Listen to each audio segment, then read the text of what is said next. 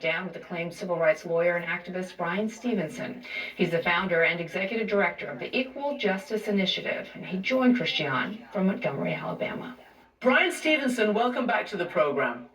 It's great to be with you. So on this day, I just want to ask you the significance of where you are, because you've created a lot of important space, public memorial. Where are you now? What does it mean? Well, I'm in Montgomery, Alabama at the original Legacy Museum, which is a space we created in 2018 to honor and acknowledge the legacy of slavery.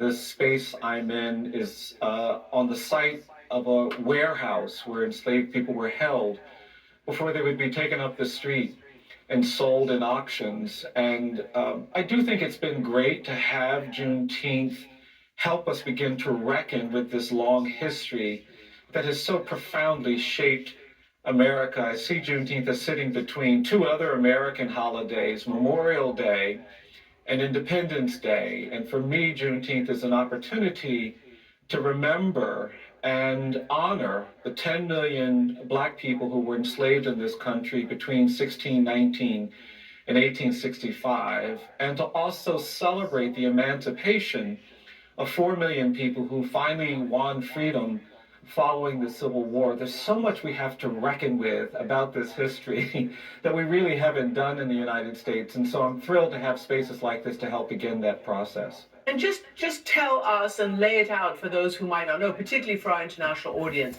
what is the significance of Juneteenth and the fact that enslaved people were still enslaved even after, after the end of the Civil War in Texas? Sure. So in 1863, Abraham Lincoln announced the Emancipation Proclamation, which freed enslaved people in the United States, but only in the rebelling states of the Confederacy.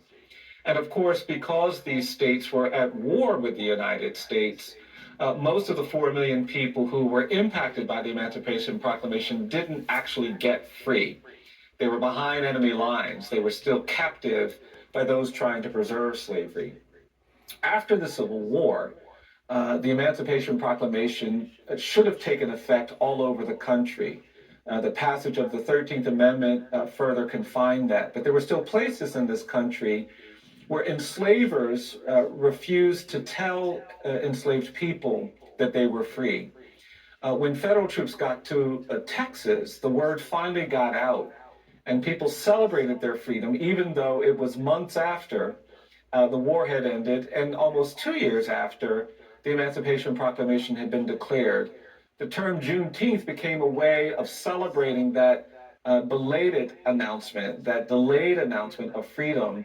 And I think in the African American community, it has become a day of remembrance for emancipation, not just for those who got the word late in Texas, but for all of the nearly 4 million people who had been held in bondage, who had suffered in these forced labor camps, who had been constrained and abused by slavery, to now finally have an opportunity to move towards something that could be identified as freedom.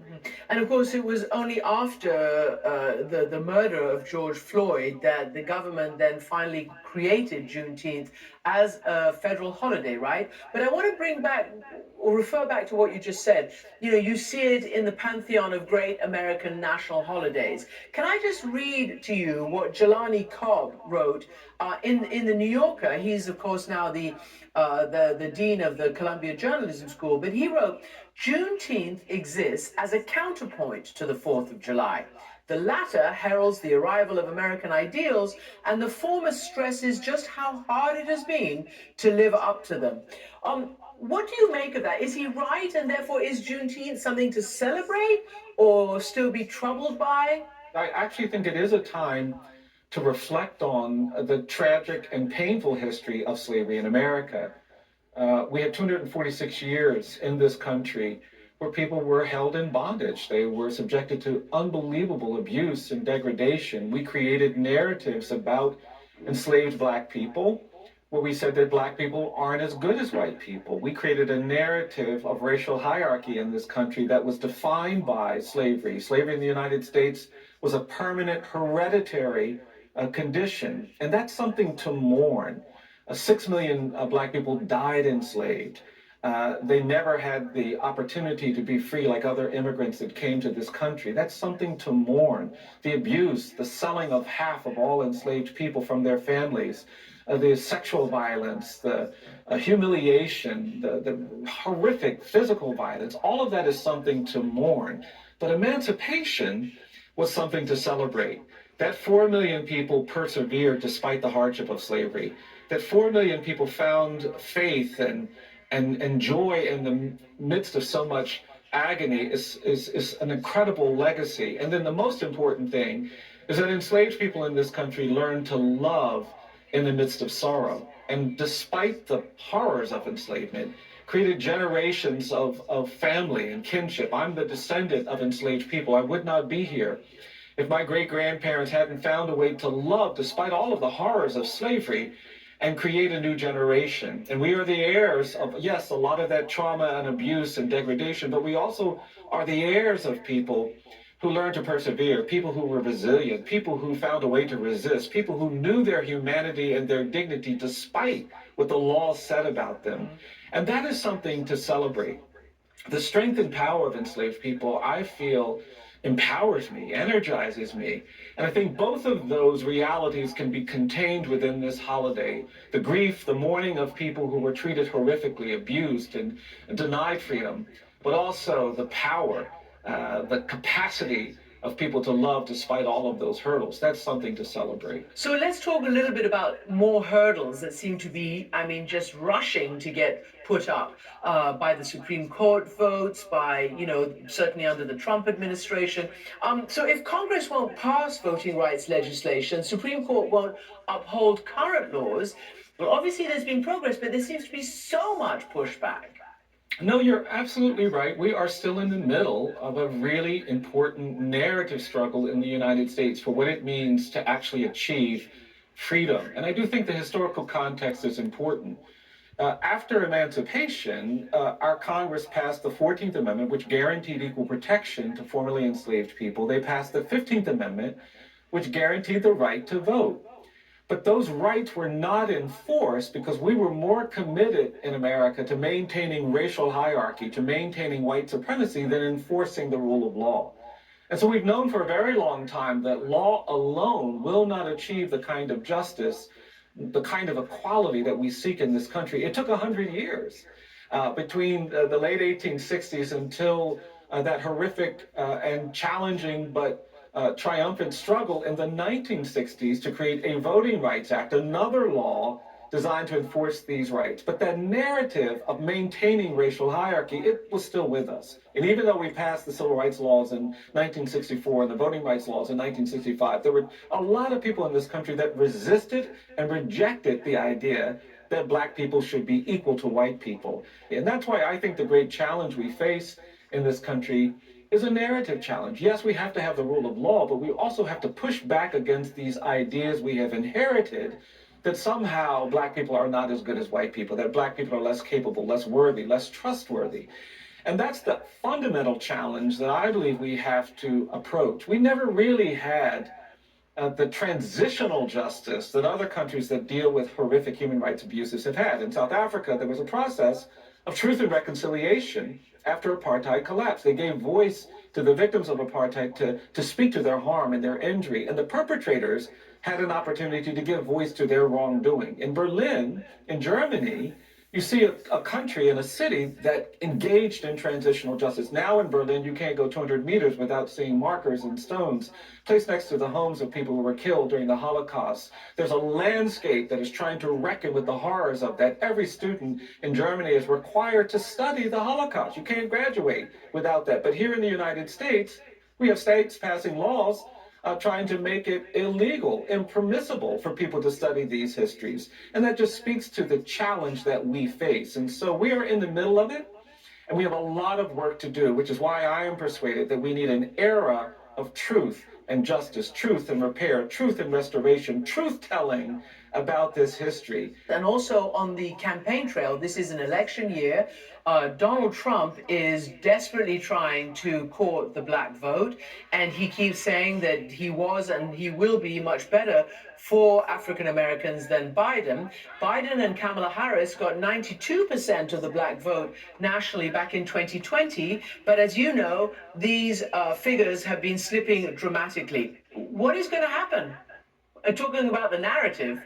Yeah, well, I mean, I'm not sure I embrace that framing because I think, if a candidate gets 92% of the black vote, a whole community of people from different perspectives. I mean, the black community is much more diverse than it's ever been in the history of this country. We have black immigrants from Africa. We have people from the West Indies. We have people in different economic situations. And so if a candidate gets 92% of that vote, you'd have to say that candidate is doing very well with that community. I can't think of a white candidate that could claim that kind of success with any other community, ethnic community in this country.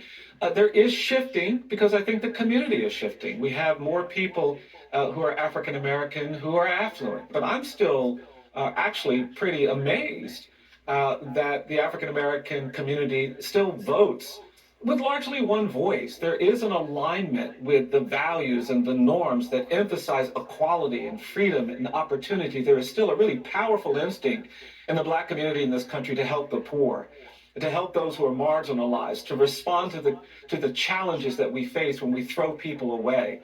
And I think that's the really overwhelming narrative. There is some movement. I don't disagree with that.